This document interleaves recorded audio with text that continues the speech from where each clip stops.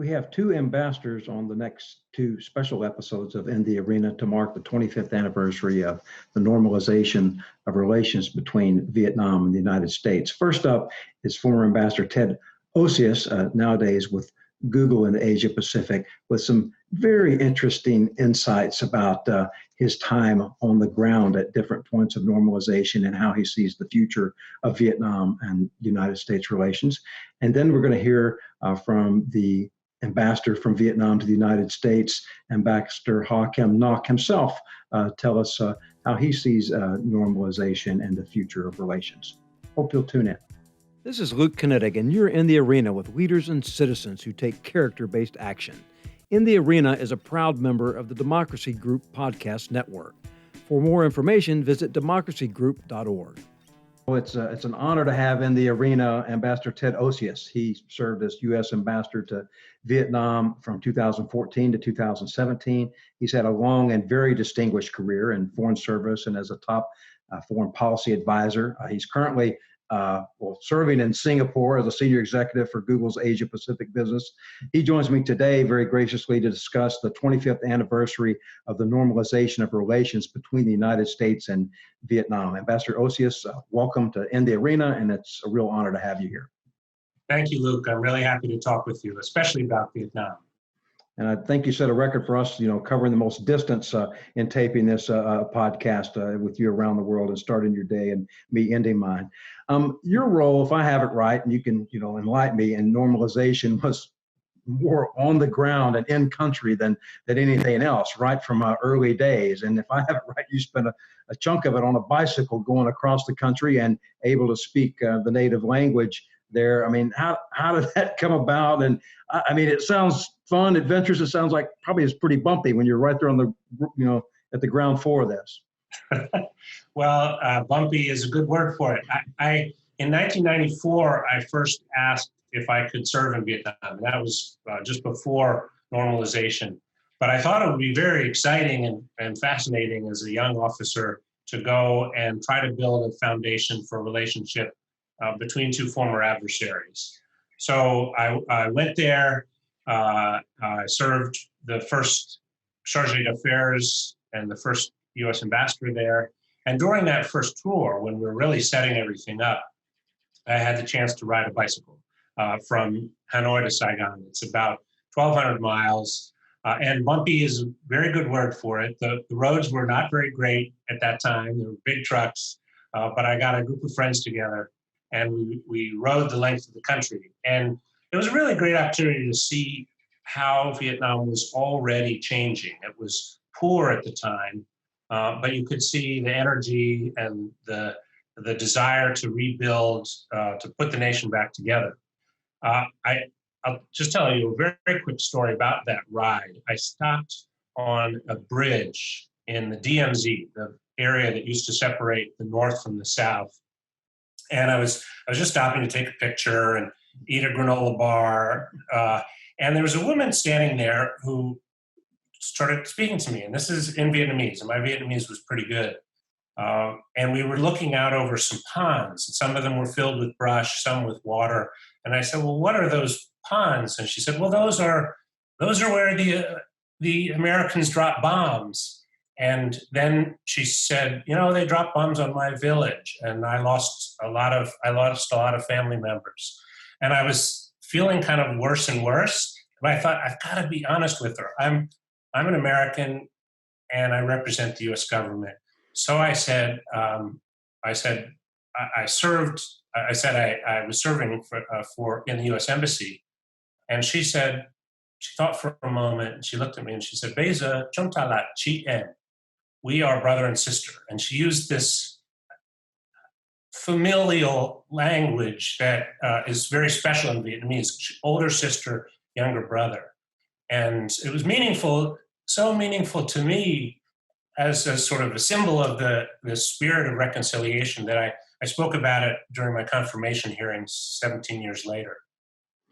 Wow. I mean, that must have been an early sign that, hey, this could work, or it was going to work, because it wasn't a given that normalization, A, would happen and B, it would work. I know there was some preceding economic activity that had happened. And, I work at the McCain Institute, so I should get this question. I shouldn't say out of the way. I'm proud to ask it, but do you think normalization, I know there are others involved, but do you think it would have happened without Senator John McCain's support and advocacy for it? Maybe eventually, but it certainly wouldn't have happened when it did. He was very courageous. And if you think about the politics of the time, you have President Clinton, who had not served, who was running against Bob Dole, who was a war hero and was opposed to normalization. So really, without the support of brave people like John McCain and John Kerry, I don't think it possibly could have been done at that time. Maybe years later. But that sort of makes me think about who John McCain is and why he did what he did. The day before my confirmation hearing, I went to his office and I was seeking his support. I thought, John McCain supports me, then really it's going to be fine because everyone will defer to him. And he walked me over to a place in his office where there was a telegram, a framed telegram on the wall. It was signed by Averell Harriman, who was part of the Paris peace talks. It was 1968. It was September 13, 1968 was the date. And he had written, and I looked this up because I wanted to remember, Le Duc Tall mentioned that the DRV had intended to release Admiral McCain's son, one of the 3 pilots freed recently, but he had refused. Now, think about that. He had been shot down. His body was broken into pieces. He had been bayoneted in the groin. Ribs were broken. He was saying, no, the code of conduct of prisoners of war, which he respected, was more important to him than his personal freedom. And so he turned down the warden when he was asked. And believe me, they punished him for it. They threw him into solitary, they made his life hell for the next 4 years, or actually he was solitary most of the time for the next 4 years. But not betraying the code was more important to him than getting out to avoid all that suffering. And that's who he was. And I think that was a man who was so believed in his country and what was right for his country that he would set himself aside, his own personal needs aside, to do right. And he wasn't the only brave one. I think there's no one who was braver, but John Kerry was brave. Pete Peterson, the first U.S. ambassador to Vietnam, served with John McCain in Hoa Lo prison, suffered as much as he did, and then went back and was part of making peace. And then on the Vietnamese side, Ambassador Le Van Bang, Nguyen Co Thach, the former foreign minister, there were people who had real guts who made it happen. Took the real kind of alliance and coming together. What do you think the impact has been? I mean, I can cite statistics. I'm sure you can if you look at trade, if you look at cooperation and the like. But 25 years, if you can kind of sum it, maybe a little bit of not where we would have been without it, but kind of where we ended up with it, I suppose.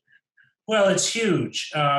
You look at, there have been 2 aircraft carrier visits to Vietnam in the last couple of years. Think about that. There have been American helicopters that have flown in the air in Vietnam. The Vietnamese do more with the United States militarily than with any other country in the world. And this is part of the world where we need allies, we need partners. The trade balance, or the volume of trade you mentioned, it went from less than $500 million a year when I first was there to almost $60 billion annual trade last year. And that's a phenomenal leap. We've been collaborating with the Vietnamese on human health, on the environment, on peacekeeping. The Vietnamese, who suffered so much from war, have trained with Americans on how to do peacekeeping. And we collaborate on everything from North Korea to the South China Sea. Our partnership is real. And that was only possible, I would say again, because brave people saw that there was an opportunity to turn former adversaries into partners, and they worked hard to make it happen. And clearly, partnership on both sides.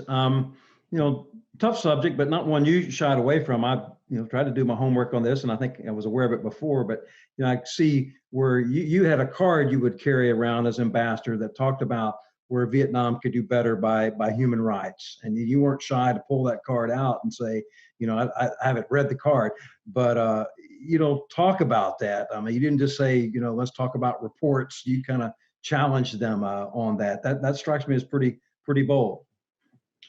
Well, I kept it in my shirt pocket from the day I was confirmed to the day I left the job. It was a little laminated card, and it was pretty simple. It had the list of names of people whom we believed should be released. They were prisoners of conscience. And it was a list of systemic changes that we urged the Vietnamese to consider. I wouldn't say it was demands. There were all areas that we thought Vietnam would actually would be a better society if they could adhere to these international norms that were listed on this very small and simple card. I wanted to keep it simple, and I wanted every single officer in my embassy to be a human rights officer, and we were. And we made progress. I can't say that it's all done. There's still big differences between how we view human rights and the Vietnamese do. But the way we were able to make progress, I believe, was by showing respect. And a good example is when President Obama met with Nguyen Phu Trong, the General Secretary of the Communist Party, in the Oval Office. He spoke about human rights, and he said, "Mr. General Secretary, it's not because we're perfect. It's just this is very central to who we are as Americans. So we have to have this conversation, and we have to be honest with each other." And I think that's respectful. When I was there, I had with my counterparts respectful, but very firm and very difficult conversations about our differences, about religious freedom, human rights, rule of law. I believed I was able to be effective because I showed respect. I felt that respect. I wasn't making it up. But I think that's the way, if you acknowledge shared humanity and show respect to each other, then all kinds of things are possible. And if you don't, then very little is possible. That makes sense. When you say all kinds of things are possible, that to me gets at the future. And I think we should talk a little bit about future and leadership. What is the future of U.S.-Vietnam relations? And I feel like, we can't ignore the elephant in the room, so to speak, COVID. In fact, the ambassador from Vietnam to the U.S., Ambassador Ngoc, would likely be joining this conversation. We're hopeful to talk to him later in the week, but he's busy helping repatriation flights for Vietnamese to be able to fly back home, given what they're seeing in the United States, and I'm sure other places as well. But not completely setting COVID aside, what does he think the future holds? Well, let's start with COVID. They've had 0 deaths in Vietnam as a result of COVID. That is not an accident. There were a few years ago, 2003, Vietnam experienced SARS and learned a lot of lessons from SARS. And even before that, was experiencing the ravages of HIV/AIDS. And the United States collaborated with Vietnam on public health, specifically on HIV as a result of a decision made by President George W. Bush. And then on SARS, and CDC worked really closely with the public health apparatus in Vietnam over the years. And it's been a really fruitful collaboration. And I think it's good for America's health when you can stop diseases at the source. It's a very good investment for the United States. But it's been very good for Vietnam, and they are going to recover quickly from COVID. And so they may not achieve the kind of growth levels that they would have without COVID, but Vietnam's already growing again. And Vietnam, I think, will continue to be an inflow of foreign direct investment. And I think our economic relationship with Vietnam will continue to flourish. And I see no reason why the security relationship won't flourish as well. We've made our partnership substantive. We've built trust by doing things together that matter. And that's really the way to build trust and build partnership, is to do important things together that matter. And not just the things that we want, but things that Vietnam wants and the things that both countries benefit from. And that was an effort that was really supported by John McCain when he was senator. He visited when I was there, and he also understood the language of respect. He knew he could get so much more, and his visits could be so productive. He could use his stature and his credibility to move things forward only if he only showed respect, and so he did. So you're working out of Singapore with responsibilities, business responsibilities across the entire region. I think you'd be maybe uniquely positioned in many respects to talk about this. How do you see Vietnam's leadership, their role in Southeast Asia, the world? I mean, from someone like me that reads the papers, you can see where they're stepping up, but that's surface level my observation. Well, I've watched it over 25 years from when Vietnam first joined the Association of Southeast Asian Nations, which had originally been created to contain communism. It was ironic, but Vietnam has become not only a really important contributing member of ASEAN, but I would say in many ways the strategic leader of ASEAN. There's no country in Southeast Asia with greater clarity of strategic thought, especially when it comes to something like the South China Sea. Vietnam's diplomats are very talented, very good, very effective. Vietnam's leadership is quiet. They don't go around pointing at themselves all the time. They don't. It's not in your face diplomacy. It's quiet, considered, respectful diplomacy, and it's very effective, especially in Asia. So Vietnam is right now the chair of ASEAN. It's been the chair multiple times of APEC. It's a leader in the region and a really significant one, especially when it comes to matters of international security. I think a little over a year ago, probably less, a big event at the Institute of Peace. They had a big delegation. We had a big delegation. I got to come along, I guess, because of the McCain Institute. Got to spend a day and got to see some of that firsthand. When you talk about quiet but effective and very good, and I mean, it was a fascinating day. We're coming kind of close to the end here, I think. But what do you wish? You've spent so much time in the region. You speak the language. What do you wish more Americans knew about modern day Vietnam? I mean, I want to visit. I will visit, but kind of tied to the legacy of normalization, but just kind of tied to people who are trying to make progress.